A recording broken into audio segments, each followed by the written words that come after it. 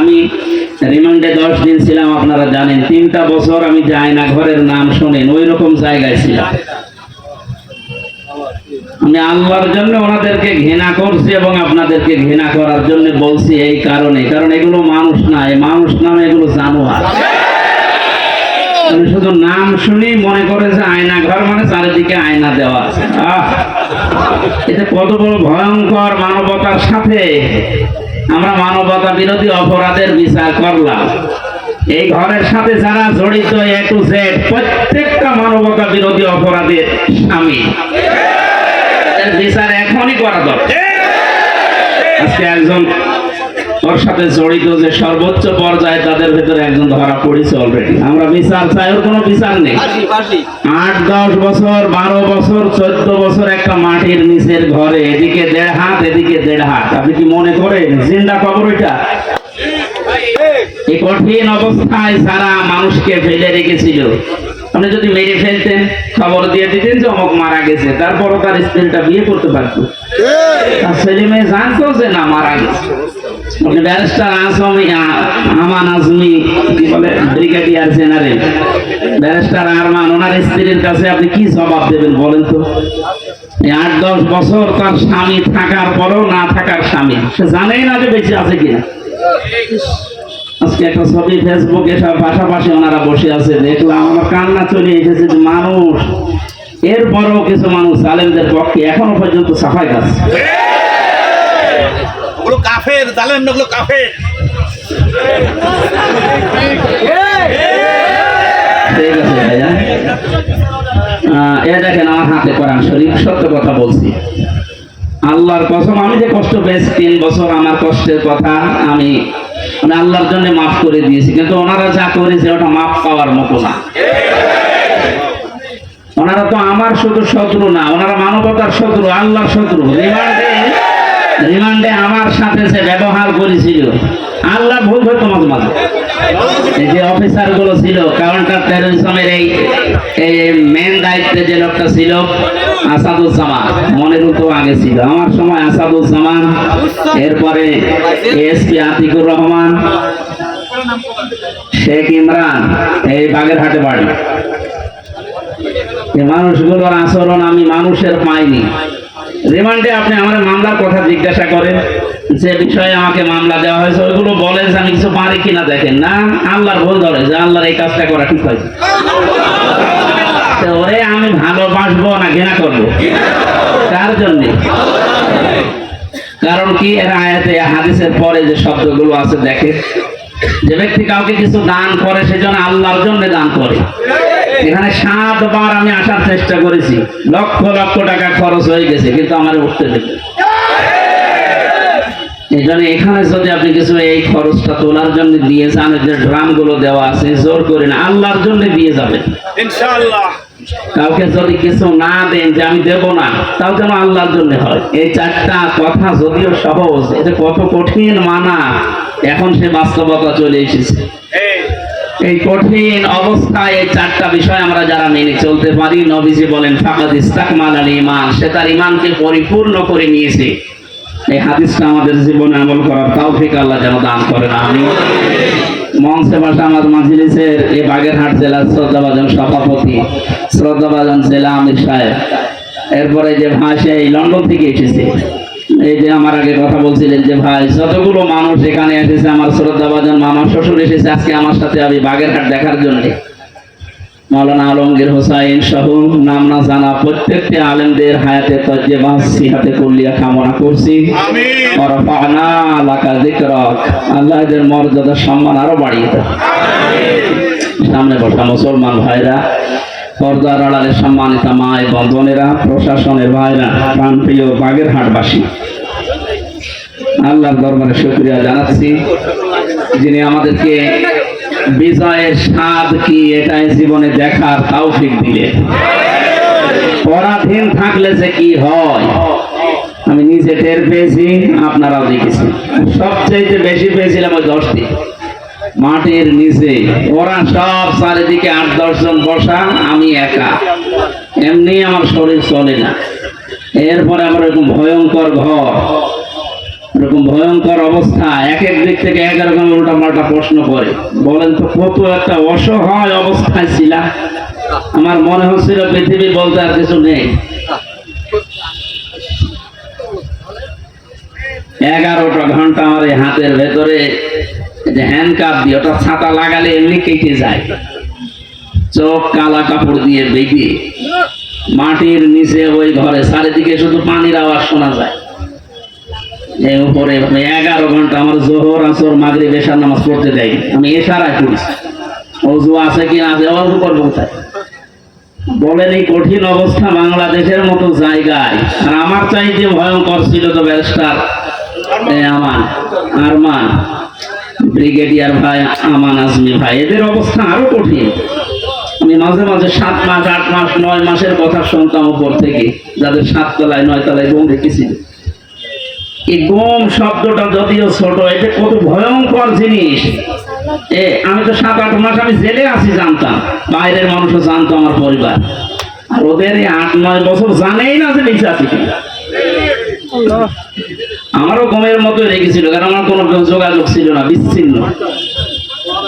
Murder করে গেছে সে 2 দিন পরে 7 দিন পরে মোবাইলে কথা বলতে পারে বাড়িতে যে আমি আছি। আর আমার 8 মাস হয়ে গেছে, আমি জানি না যে বাইরে কেউ আছে কিনা। কারারক্ষীর কাছে একটু চিরকুট লিখে দিলে ওই যাবে আসবে, তারপরের দিন তার ডিউটি পড়বে, বাড়িতে যাবে, বাড়ি থেকে সংবাদ আসবে, সে আসতে আসতে মনে হয় সংবাদ বাসি হয়েছে। এই জন্য পরাধীন ছিলাম আমরা, এখন আলহামদুলিল্লাহ স্বাধীন হয়েছি। স্বাধীন হলে বিজয় পেলে মানুষ কি করবে? আজকের তেলাওয়াতকৃত আয়াতগুলোতে আল্লাহ জানিয়েছে। আমরা কোরআন থেকে নিতে চাই নাকি? মান ক্বালা বিহি সাদাকা, যারা কোরআন দিয়ে কথা বলে, নবীজি বলেন এরা সত্য কথা বলে। এই জন্য আমরা সত্য কথা শুনতে চাই এবং বলতে চাই কোরআন দিয়ে। ওমান আসদাকু মিনাল্লাহি কিলা, আল্লাহর চাইতে সত্য কথা কেউ বলে? আর আমান হাকামা বিহি আদালা, যারা কোরআন দিয়ে বিচার করে এরা ন্যায় বিচার করতে পারে। সত্যি যদি কোরআনের বিচার ব্যবস্থা কায়েম হয়ে যায়, জালেম সারাস এরা যদি এদের বিচার দুনিয়ায় পেয়ে যায়, এদের উপকার আমাদের উপকার। কারণ জালেমের বিরুদ্ধে মামলা হামজার না, জালেমের বিরুদ্ধে মামলা কার? এটাকে আমি বানালাম না। সূরা শূরা 25 নম্বর পারা 6 নম্বর পৃষ্ঠা 12 নম্বর লাইনে 42 নম্বর আয়াত। আল্লাহ পাক বলেন ইন্নামাস সাবিলু আলাল্লাযিনা ইয়াযলিমুনান নাস ওয়া ইয়াবগুনা ফিল আরদি বিগাইরিল হক উলাইকা লাহুম আযাবুন আলীম। এটা তাফসীরে ফি জিলালিল কোরআন। আমি জেলখানায় থাকতে যে তাফসীরগুলো দেখলাম তার ভেতরে এটা একটা, ফি জিলালিল কোরআন। জালেমরা বাস্তবতায় যা দেখলাম, জালেমগুলো জানে না যে জেলখানায় বসে বসে সাইয়েদ কুতুব এই জিলালিল কোরআন তাফসীর লিখেছে। আল্লাহু আকবার।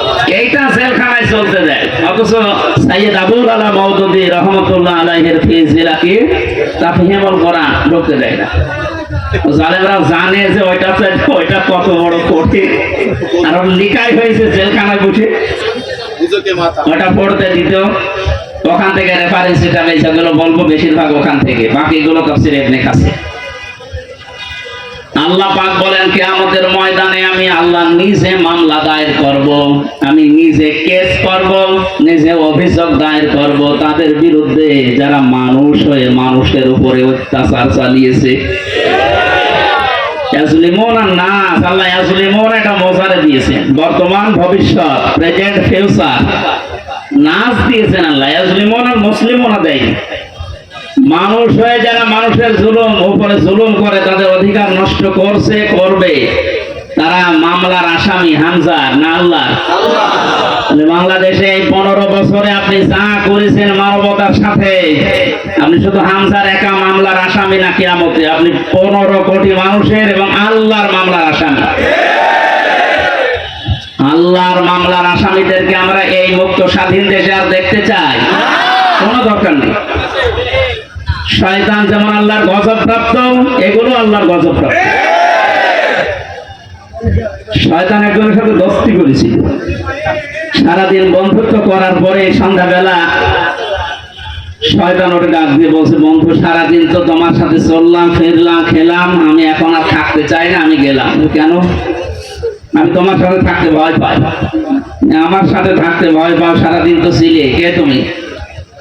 আমার পরিচয় তো ওইভাবে আগে নাওনি, আমি হচ্ছে ইবলিশ, সুরত ধরে এসেছিলাম।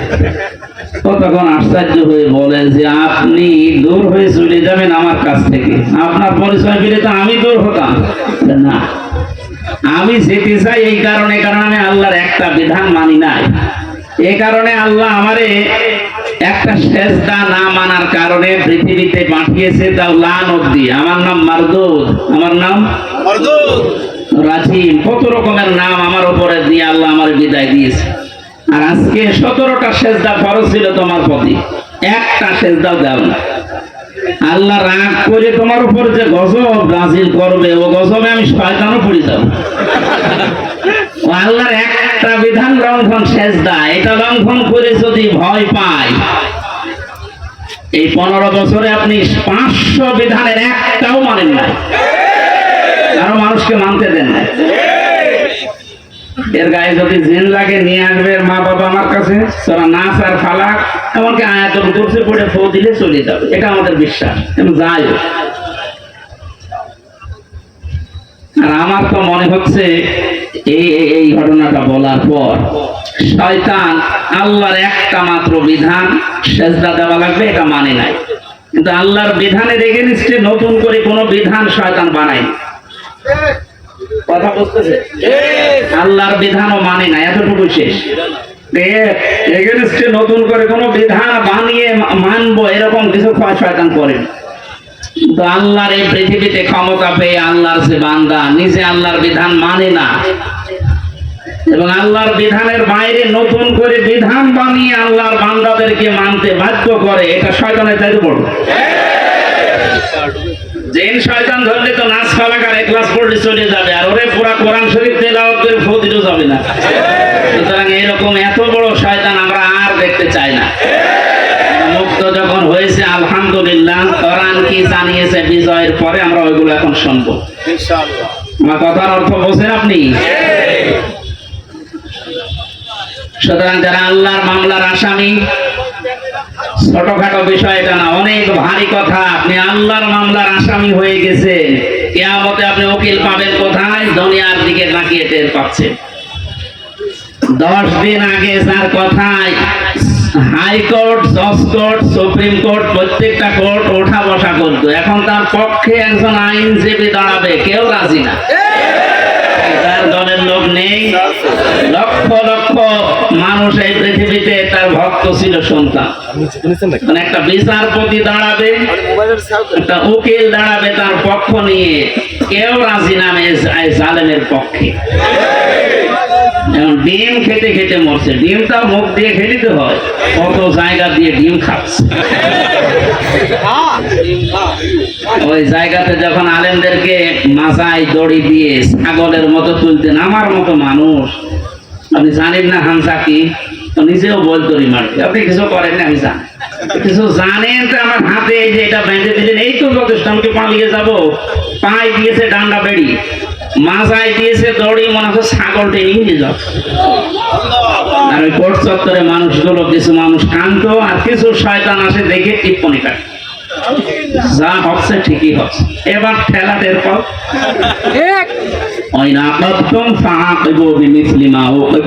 যতটুকু আপনার উপরে করা হয়েছে অতটুকু আপনি করেন, ওর চাইতে বেশি না। অতটুকু করলেও আপনি এই 15 বছর দুনিয়ায় বেঁচেও থাকতে পারবেন না। যা করেছেন যদি অতটুকু আল্লাহর ভাষায় আমরা করতে চাই, সত্যি আপনি পারবেন না। এদেশের বহু মেধাবী সন্তানেরা এই কোটার বিরুদ্ধে এমনি আন্দোলন করে না। বিশেষ করে এই 17 বছরের বাস্তবতা আমার জীবনে আমি যতটুকু দেখেছি, আপনি তাকান তো। অনার্স মাস্টার্স করার পরে বিশ্ববিদ্যালয়ে ফার্স্ট ক্লাস ফার্স্ট হওয়ার পরেও নেবে না, দলীয় পরিচয় পেছনে বিএনপি করে, শিবির করে, এইটা একদিন। আরে ওইগুলো না দেখে আমার মেধা আছে কিনা ওইটা দেখ। কত বড় জুলুমের শিকার বানিয়ে রেখেছিলেন এই ছাত্র জনতাকে বলেন। আল্লাহ এমনি এমনি নাড়া দেয়। কোরআনের পাখি সেই 15-16 বছর আগে একবার বলেছিল যে একটু 12 কোটি জনতা নাড়া দেবে গাছের গোড়া ধরে, দিল্লি গিয়ে পড়বা মামু বাড়ি। ঠিক আছে, খাপের খাপ মমতাজের বাপ মিলে গেছে। আজকে আমরা তো কিছু করি না, খালি আছে, তাহলে একটু নাড়া দিয়েছি, তাও সবাই না, খালি ছাত্ররা আর একেবারে জায়গা মতো যে পুলিশ শ্বশুর বাড়ি, আমাদের তো মামার বাড়ি।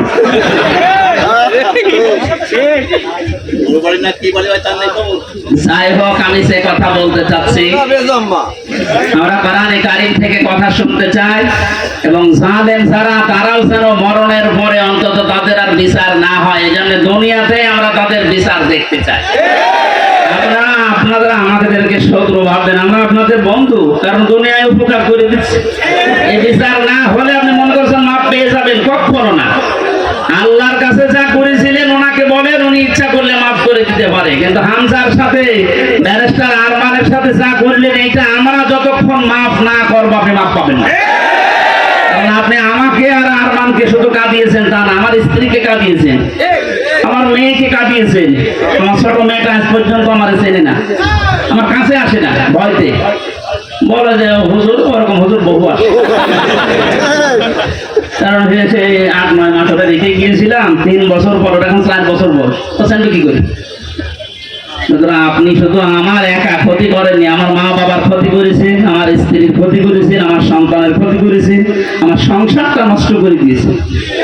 সব কিছু এরকম হামসা একা লক্ষ লক্ষ মানুষের দেশে আমার মতো ব্যক্তি, আপনি মাপ পাবেন কয়জনে? 1 জন 2 জন 5 জন মাপ, কয়জন মাপ করতে পারে বলেন? এই লোকটাকে যদি আপনি মেরে ফেলেন তাহলে ওনার বিচার কি? ওনারও মেরে ফেলা লাগবে। ওনাকে যদি আমি মেরে ফেলি, আমার একটা বিচার এই যে আমাকে যদি মেরে ফেলেন তাহলে বিচার শেষ। কথা বলছেন আমার? আর একটা সিস্টেম আছে, হ্যাঁ, ওনার স্ত্রী, ওনার মা বাবার সন্তান আদি যারা, ওরা যদি মাফ করে দেয়, টাকা পয়সা নিয়ে, জরিমানা নিয়ে, তাহলে মাফ হবে। তাছাড়া আর কোন সুরত নেই। ওই 10 বছর 15 বছর 18 বছর 30 বছর জেল দিয়ে ওটা শুধু জেল কাটাই হবে, তার উপর আবার আরেকটা জুলুম হয়ে যায়।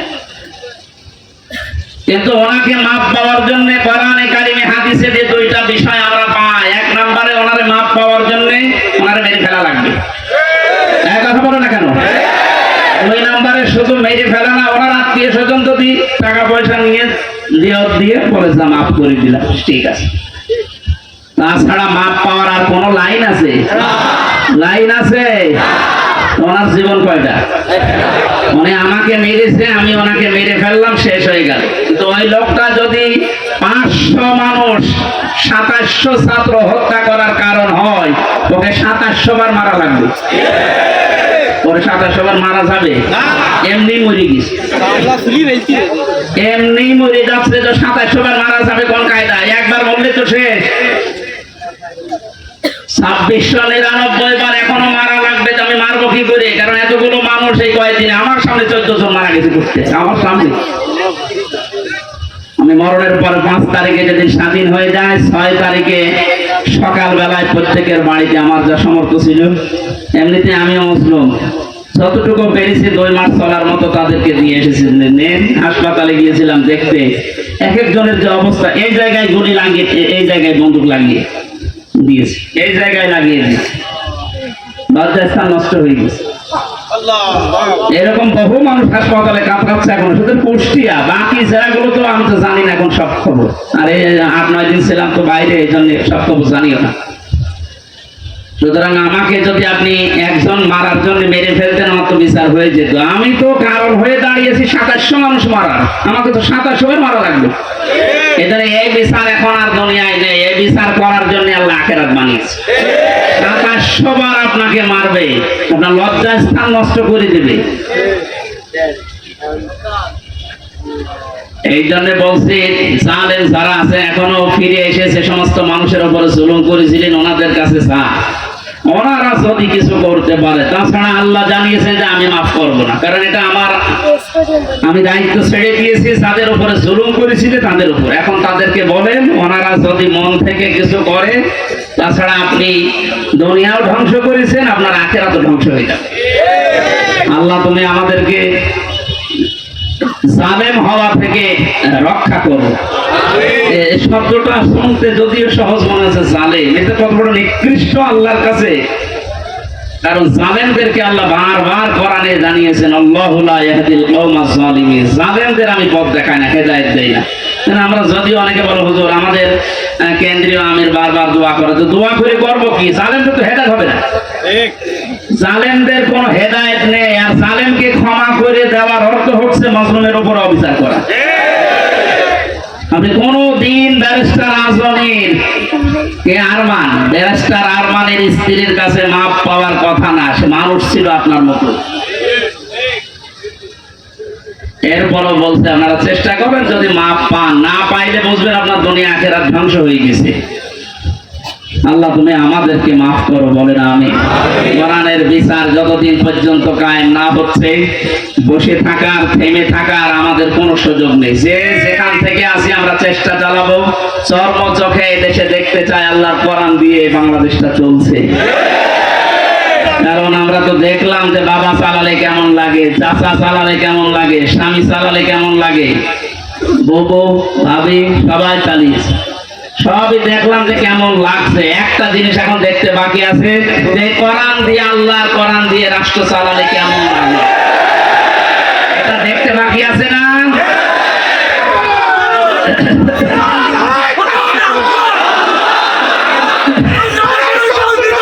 আলহামদুলিল্লাহ।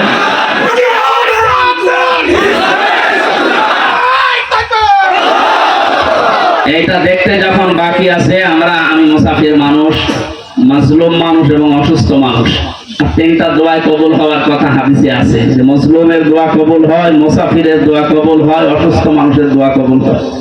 সবাইকে নিয়ে মাগরিবের আগে আমি দোয়া করবো ইনশাআল্লাহ। সূরা নসরের তাফসীরটা করার পর আল্লাহ যেন চর্ম চোখে অন্তত এইটা দেখে যাওয়ার তৌফিক দেয় যে আমাদের এই দেশটা কোরআন দিয়ে চলছে। কি যে শান্তি পাবে প্রত্যেক ধর্মের মানুষেরা, আমি বলে বোঝাতে পারবো না, আপনি পাবেন ইনশাআল্লাহ। আমাদের সমান হাকামা বিহি আদালা, যেহেতু নবীজি জানিয়েছেন কোরআন দিয়ে বিচার ফায়সালা করলে ন্যায় বিচার পাওয়া যায়। ন্যায় বিচার কি শুধু নাম শুনে ন্যায় বিচার পেয়েছি 17 বছর আমরা। আমার ঠনকো মূল্য চুরি মামলা দিয়েছিল, আমার মামলা খুব কঠিন না, মূল্য চুরি করলে যা হয় ওই রকমের। সেই মামলা আমার 30-32 বার হাইকোর্টে ওঠে, সিএম কোর্ট, জজ কোর্ট, হাইকোর্ট, তিনবার হিসাব করে দেখেন 30 থেকে 33 বার উঠেছে, না হবে না। আর এদিকে প্রতিদিন আপনি টিভির সামনে বসে বলি ছড়ান যে আমরা ন্যায় বিচার কায়েম করছে। এই ন্যায় বিচারের একটা নমুনা, যা করেছেন বিচার ব্যবস্থায় যাদেরকে বসিয়েছেন প্রত্যেকটা অবিচার করেছে। আর আমার 164 যে ম্যাজিস্ট্রেট নিয়েছিল, ওই শয়তানকে আমি জেলখানে যাওয়ার 3 মাস পরে দেখি ও ভেতরে ঘুরে বেড়াচ্ছে। এখানে কেন? ও আমার বেকার এই সমস্ত বিষয়গুলো লিখে, মানে একেবারে জালিয়াতি করে সই করি। বলতো হুজুর আপনি মাত্র কিছুক্ষণ পরে বেরিয়ে চলে গেছেন, কারণ আমি 164 বুঝতাম ওইসব লাইনের লোক আমরা। এই সিটারে বাঁটমারি, এই 2 নাম্বারই করে বসখালি সই করে দিন, নিচে আপনার ছোট ছোট মেয়েরা কাঁদতেছে, আমি জানি আপনি চলে যাবে। ওর উপর বিশ্বাস করে আমি সই করি, নিচে আসলাম, দেখা সাক্ষাৎ করে আমার জেলে পাঠিয়ে দিলে। আমাদের আছে যে কয়দিন মাত্র বের হয়ে যাবো। ও আল্লাহ শুনছো, এটা 164 আমি যা বলতে চাইনি, ওই শয়তান সব লিখে খালি আমার সইটা বসিয়ে দিয়েছে। পরে জেলখানায় দেখে কাশেমপুরে বললাম, কি আপনি এখানে, আপনি কাজটা ঠিক করলেন? জেনে শুনে আমার জীবনটা এভাবে নষ্ট করবেন? বলতে আমার উপর থেকে যা বলেছে আল্লাহর ওলিরা আমি তাই, আমার কিছু করার নেই। তাই আপনি এখানে কি? বলতে আমার বউ মামলা দিয়েছে। আমিও মামলা দেবো তোর নাম। এই জন্য আল্লাহ ছাড় দিয়েছিল, কিন্তু ছেড়ে দেয়নি। আল্লাহর ধরা বড় শক্ত ধরা, যেটা আমরা আইন মন্ত্রী আরে দরবেশ বাবারে দেখে বসলাম, কি দাপট গো। আমি মাঝে মাঝে আইন মন্ত্রীর আদালতে দেখতাম, আরে দরবেশ বাবা দেখতাম বসে আছে, আমার যখন নিয়ে যেত ওই উপরে দেখা যেত যে বসে আছে দরবেশ। দরবেশ যে এই কাম করতে পারে আমার তো কোনোদিন বিশ্বাস হয়নি। দাড়ি কেটে নম হয়ে গেছে, শয়তান পর্যন্ত এখন ঘৃণা করছে যে আমি এত খারাপ না। বেকার যারা আপনাদের এই দাড়ি রাখা সুন্নতকে নিয়ে হেয়ালিপনা করা, ইয়ারকি ঠাট্টা বিদ্রুপ করা, আমি সুন্নত পর্যন্ত কেটে বাদ দিয়ে দিলেন, কিয়ামতে আল্লাহর নবীও আপনাকে বাদ দিয়ে চলে যাবে। আল্লাহ তুমি আবার বলছে মানুষগুলো যদি, আমি আবার বলছি ভুল আর অন্যায় করা এটা কিন্তু এক না। ভুল মানুষ করতে পারে, কিন্তু জেনে শুনে অন্যায় করে ভুল বলে চালিয়ে দেবেন, যেটা এখন চালানো হচ্ছে। অন্যায় যারা করেছেন, অন্যায় করলে মাস্ট বি তাকে শাস্তি পাওয়াই লাগবে। আমরা কিছু না করে যদি শাস্তি পেতে পারি 3 বছর, আপনি করে তো আপনার 99 বছর শাস্তি হওয়া দরকার। প্রথম ছেড়ে যাওয়ার পরে যার সাথে দেখা, একেবারে গেট দিয়ে ঢুকে আল্লাহ সে বলি সেই কি শাহজাহান জল্লাদ, এরা সাথে প্রথমে হাত মিলিয়েছে। আমার বলছে হুজুর আপনারা আমি চিনি। চেনেন মানে? ওই যে টেলিভিশন আছে ভেতরে, মেমোরি কার্ডে ওয়াজ ভরে নিয়ে আসলে শুধু আপনার আর আজহারি সাইদি সাহেব এদের ওয়াজ দেয়, আপনার আমি চিনি। আপনার নাম কি? শাহজাহান জল্লাদ ভুইয়া। ভুইয়া কেন? আমার বংশের নাম। অথচ 167 বছর না কত বছর যে এখনো ভইয়া ছাড়েনি। এরকম বহু শয়তান আছে, ও মরিয়ে যাবে তাও ভইয়া ছাড়ে না। আবু জাহেলের গলার ভেতরে যেদিন তরবারি চালাচ্ছিল, বলছে কে? নামে আব্দুল্লাহ ইবনে মাসউদ। কি করবে? গলা আলাদা কর, একটু বড় করে কাট। বড় করে কাট মানে? বলে হ্যাঁ একটু বড় করে কাট, মানুষ যেন আমার মাথা দেখে বোঝে যে এটা নেতার মাথা। আমার মনে হয় এর মতো এখনো পর্যন্ত অনেক শয়তান, সব শেষ হয়ে গেছে, এরপরও বৃদ্ধি কমছে না। বিভিন্ন জায়গা থেকে ভিডিও বার্তা দিয়ে মানুষকে শুধু উত্তেজিত করছে, আর কোনো লাভ হবে না ইনশাআল্লাহ। আপনি যাই করেন আর কোনো লাভ হবে না, এদেশের মানুষ বুঝে গেছে। ধোঁকা দিয়ে বোকা বানিয়ে বেশি দিন রাখা যায় না। এই জন্য কোরআনের বিচার ব্যবস্থা যদি কায়েম হয়, দল মত এখানে আর নেই। সবাই যেহেতু আমরা মুসলিম, 96% মুসলমানের দেশে কোরআনের বিচার চলবে না মানে? এই কথা বলেন না কেন? এই বিষয়ে কারো দ্বিমত আছে? আপনি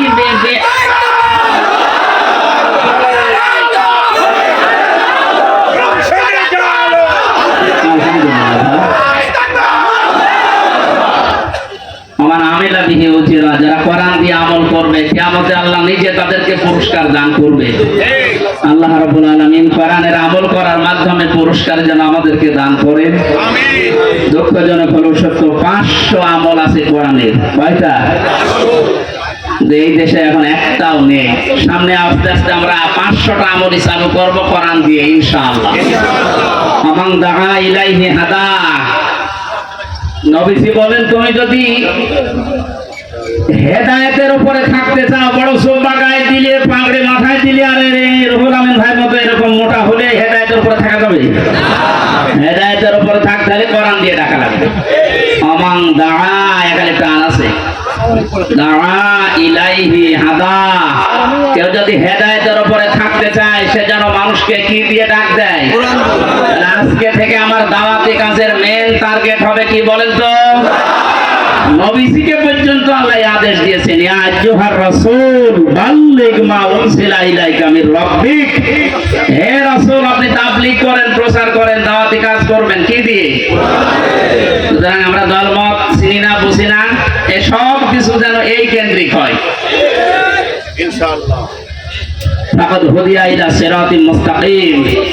কেউ যদি হেদায়েতের উপরে থাকতে চায়, কোরআন দিয়ে সে ডাকবে, এবং কেউ যদি কোরআনের ডাকে সাড়া দেয়, আল্লাহ নিজে তাকে হেদায়েত নসিব করে দিবে।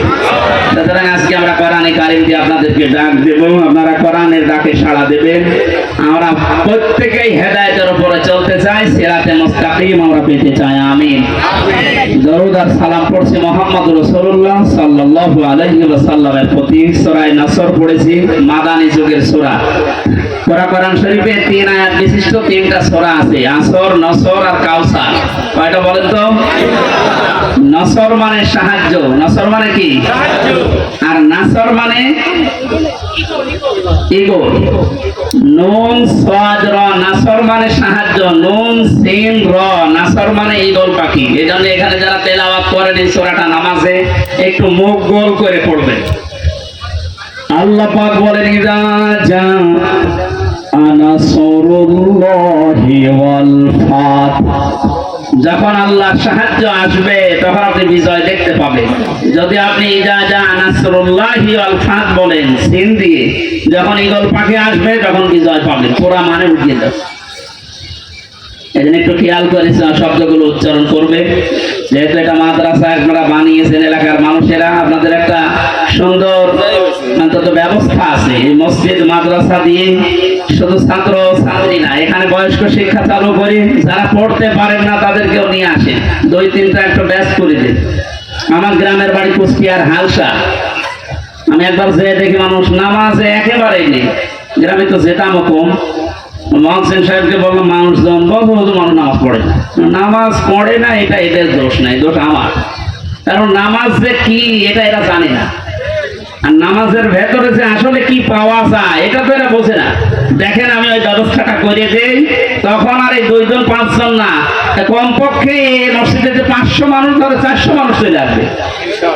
2 জন উস্তাদ রেখেছিলাম, নিজের টাকা যা আসতো সব দিয়ে বললাম যে আপনারা পড়ে।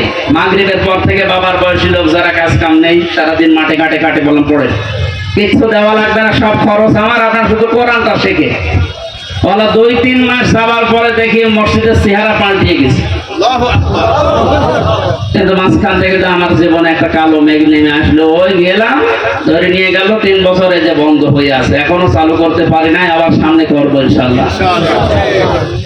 আমি দেখেছিলাম মাত্র 2-2.5 মাসের ব্যবধানে কত মানুষ এই যে নামাজে, তখন তাদেরকে পিটিয়েও আপনি দূর করতে পারবেন না। সুতরাং এখানে মাদ্রাসা মসজিদ বানিয়েছেন বয়স্কদের জন্য, মাগরিব থেকে এশা থেকে আরো রাত 9টা-10টা পর্যন্ত কোরআন কেন্দ্রিক আসেন সবাই, দলমত নির্বিশেষে। তখন আপনাকে কোরআনে কারীম নিজেই হেদায়েত দিয়ে পথ দেখিয়ে দেবে।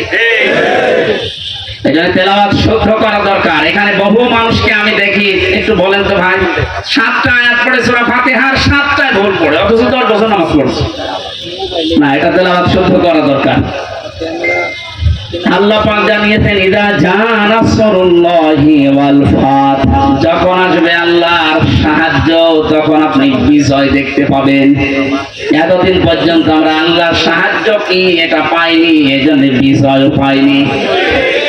বদরের ময়দানে বিশ্বনবী মাত্র 80 জন মানুষ নিয়ে গিয়েছিলেন, 313 জন, আর ওদের ছিল 1000 এর উপরে।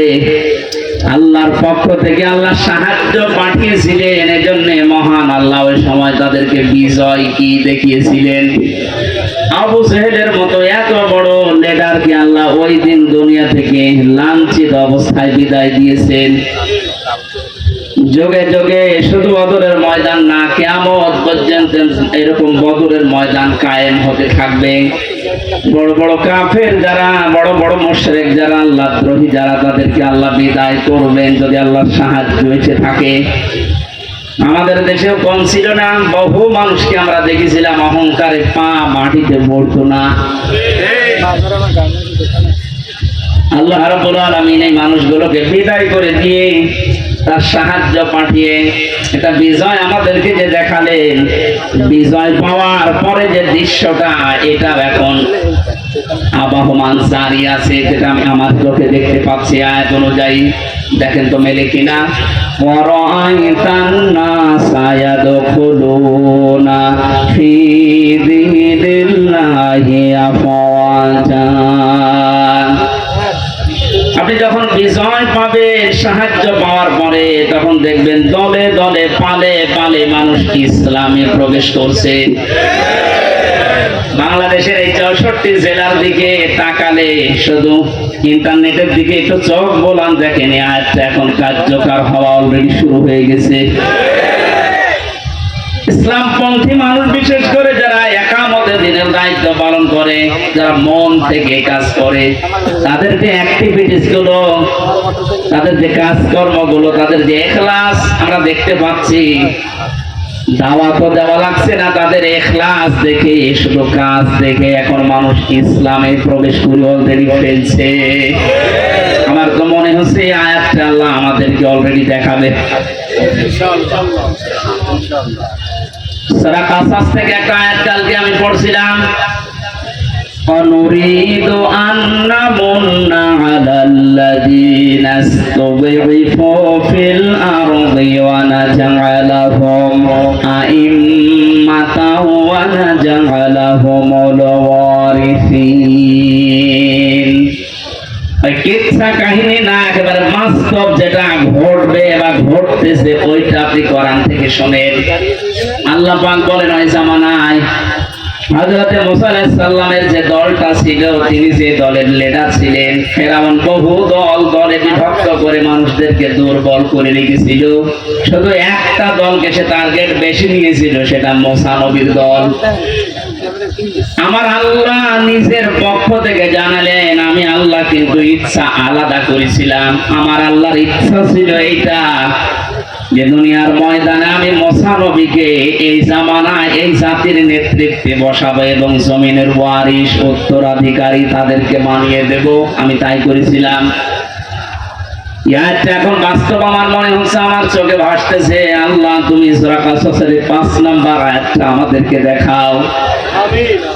স্বৈরাচার নব্য ফেরাউন এই পৃথিবীতে বহু দল ছিল দেশে, সব দলকে টার্গেট না করে শুধুমাত্র কোরআনে কারীম এই পৃথিবীতে যেন বিদায় নেয়, কোরআনের লোকগুলো যেন এই দুনিয়াতে আসতে না পারে, এই কাজ করার জন্য যারা চেষ্টা চালিয়েছিল, আল্লাহ তাদেরকেই যেন জাতির ইমাম আজ দিনের পর দিন বানিয়ে দিচ্ছে, তাদেরকে ওয়ারিস বানাচ্ছে, জমিনের উত্তরাধিকারী বানিয়ে দিচ্ছে। আমরা আবার দোয়া করছি, আল্লাহ তুমি আয়াতটা আমাদেরকে সর্বচোখে দেখাও। অনুরিদু আন্না মুন্না আলাল্লাযীনা ইসতুযিফু ফিল আরদ।